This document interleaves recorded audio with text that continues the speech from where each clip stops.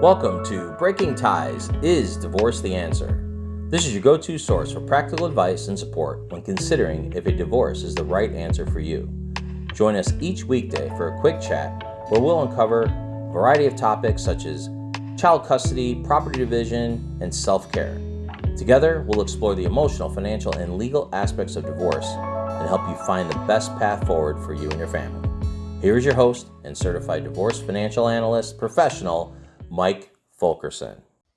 Hello, and welcome to the fourth day of the Breaking Ties interview series this week. It's been a fun week here with Kristina Hughes from Travel A Latte, where she is a luxury travel designer. I'm your host, Mike Fulkerson, financial advisor and certified divorce financial analyst professional. And during this whole week, we have been talking with Kristina about traveling, whether with kids, without kids, and just some great information that she has shared. And I hope you go back and check out those other episodes if you're not keeping up with us right now. So how are you today, Kristina? I'm great. How are you? I'm pretty good. I mean, the weather's not too bad. It's hanging in there. Hopefully we can have some nice sunshine here. And then, I think less about traveling, actually, if it's sunny. Oh, goodness. So now, all week we've been talking about traveling solo and traveling with kids. So we've been, kind of been bouncing back and forth between the days. And today we're on a kid day. And I want to, pick your brain a little bit here. When we are traveling with kids and we're sitting at the airport or we're between activities at our destination, what can parents do to keep their kids entertained and really not driving us crazy while we're on vacation? Well, yes, traveling with kids is not easy. I know there's like the reels that are going around that, are like, okay, well, I'm just going on vacation, but I'm still parenting. Like you don't get that break, right?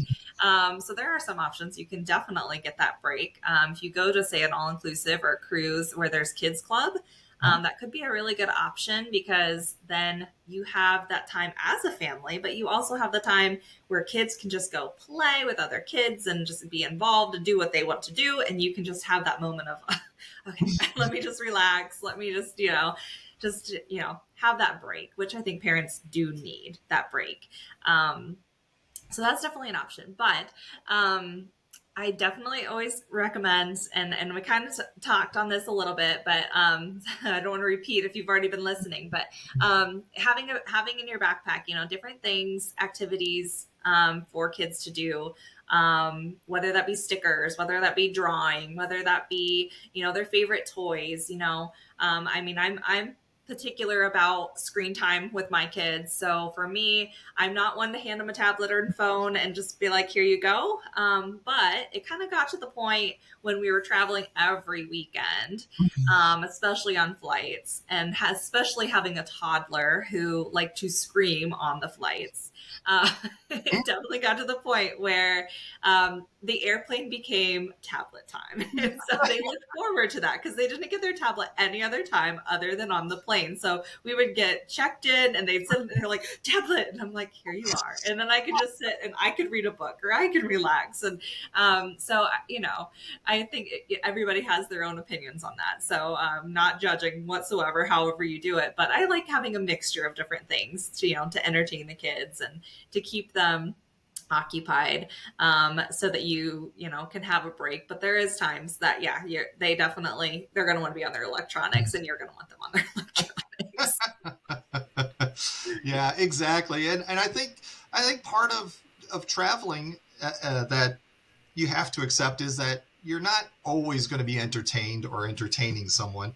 And you do actually really do need a little downtime, especially if you are traveling with kids, because they may need a nap or they may need to recharge, which also allows you to recharge as well. But yeah, it's never going to be nonstop, here we go kind of thing. It's, still going to have that parenting time. You're never really off duty when you bring your kids along. Yes. And I will say, so my daughter was a year and a half when we moved abroad and we're traveling a lot, all the time. And it became her nap time by putting her in the carrier. And she would just she got a pacifier and she laid her head down, she took a nap. while we were exploring. So yeah, you do have to fit in that nap time, because a 1.5-year-old without a nap is not a great idea. So yeah, knowing knowing that their routine is going to be off, I think, is another tip that I would recommend for parents. Is that you're not going to make it, 100% perfect. When I'm planning trips for other clients that have kids, if their kid is on a strict schedule, that is something we talk about. You're going to know that schedule can change, and your child will adapt to that. But it is something that sometimes is a little nerve-wracking. But yes, I think having the activities, and then obviously when you're traveling and when you're in that new place, so say you're in Europe and you're walking around a new city, a couple tips that I have, if it's okay, is, for one, when you're planning the itinerary, make sure that you're planning something fun for the kids into the itinerary. So I think that, uh, having a kids, I think any city, there's going to be fun things to do, but knowing that, you want to see and do X, Y, and Z, maybe see this building, or see this, this beach, or this, whatever. And just planning in, hey, there's this children's museum that's in the city. Let's go there for a couple hours, just to have that be an exciting thing for the kids, because they may not be as interested in the architecture, things like that. But I mean, playgrounds anywhere is something. I have clients that are expats in Germany that I'm planning multiple trips for, and we look up ahead of time playgrounds so that they know, by their hotel, there's this playground that they can take their kids to unwind and relax. And so I just think that it's important to build in time for kids to be kids when you're traveling. Right. No, that's a fantastic point. And one of the things that came to my mind was bring your babysitter with you. So maybe grandpa and grandma come along on your trip. Yes. What are your thoughts on that? We have done that. Yes, we have totally done that. And it is, multi-generational family travel is something that is, a popular thing. It's growing more and more popular, I think, since the pandemic, really, that people are like, yeah, let's travel with our families. Everyone wants to see and do and explore. And especially when you're going to Europe, you have that assistance, that help from each other. So, the parents are being helped by the grandparents, and vice versa. And the kids are, having a great time having multiple people. But yeah, I think having that time, that help would definitely be helpful, or a friend. Another good option is to, find a friend and their kids. So I had done that when in Europe.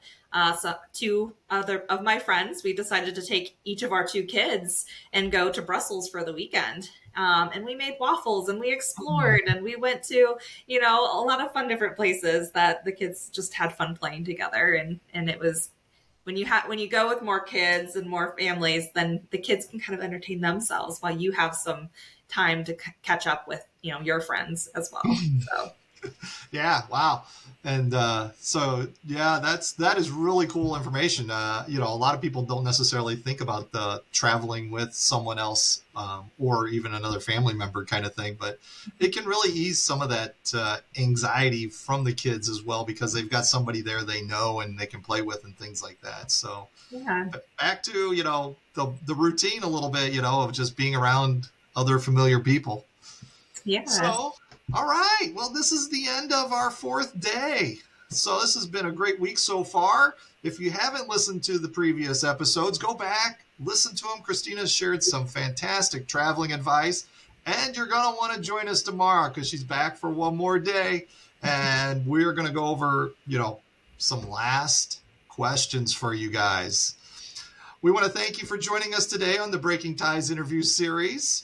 And should you have any questions for Kristina, I'm going to have her contact information in the description. You can reach out to her and ask. She's happy to do whatever she can for you. Just remember that divorce is not the end of your story. It is the start of your next great chapter. See you tomorrow. Take care.